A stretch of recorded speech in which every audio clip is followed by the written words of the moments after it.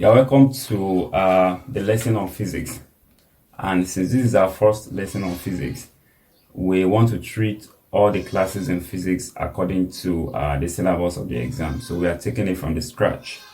So, and this will enable the student to follow all the topics through from the beginning to the end.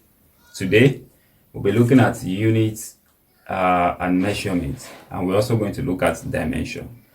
So units generally is a standard way of measurement. A unit is a standard way of measurement. So I'll give an example. For example, if I go to the market and I say I want to buy bread of 100 watts. I can buy a bread of $100. I can buy a bread of 100 naira. I can buy a bread of 100 kobo. So that dollar, naira, and kobo in each of the cases is called the unit, and those are the units of money. That's why each country has different units for their currency. In Nigeria, the unit for our currency is naira and kobo. So the standard way of measurement is called unit. So when we talk of unit, there are fundamental units and there are derived units. And because unit measures quantity, so we also have fundamental quantities and derived quantities. So we're going to look at fundamental quantities and units, and also derived quantities and units. And we check dimension of physical quantities. First, let's take a look at fundamental quantities and units. Fundamental quantities are the basic quantity that are not dependent of other quantities. So they are the basic, they are the foundational quantities that they are not dependent on any other quantity, and they cannot be derived in terms of other quantities. So I'll give an example of fundamental quantities. They cannot be derived in terms of other quantities. So length is a fundamental quantity. Mass